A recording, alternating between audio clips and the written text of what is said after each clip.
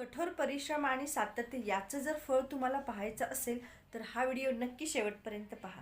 एका गावामध्ये एक मठ असतो आणि तिथं खूप सारे संन्यासी राहत असतात आणि ते प्रत्येक संन्यासी हा स्वतः पिकवत असतात, स्वतः विणलेलेच कपडे वापरत असतात.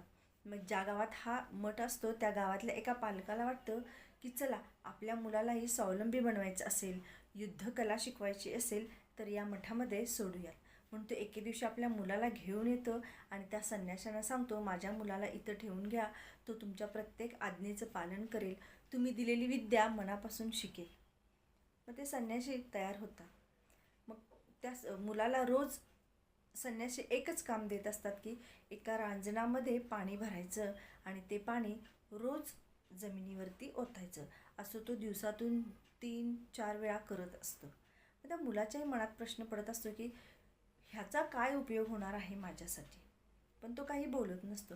आणि एका महिन्यानंतर त्या मुलाला घरी कुटुंबातील व्यक्तींना भेटायला पाठवलं जातं. चला 1-2 दिवस तरी आपली या कामातून सुटका झाली म्हणून तो मुलगा आनंदाने घरी जातो.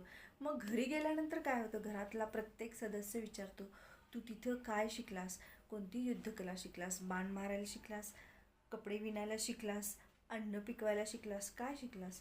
तर ह्या सगळ्या प्रश्नांच्या भडीमारातून त्या मुलाचा राग अनावर होतो आणि तो ओरडून म्हणतो की मी याच्यातलं काहीही शिकलो नाही आणि जवळच असलेल्या एका फळीवरती तो मारतो आणि पाहतो तर काय, त्या फळीचे तुकडे होतात. आणि मग त्याच्या लक्षात येतं की अरे आपण 1 महिना सातत्यानं रांजणात पाणी भरून ओतलं, त्यामुळं आपले बाहू बलदंड झाले. तर हाच परिणाम आहे सातत्य आणि कष्टाचा. त्यामुळे तुम्हाला जर हा व्हिडिओ आवडला तर नक्की लाईक, शेअर आणि सबस्क्राईब करा आणि कमेंट करायला विसरू नका.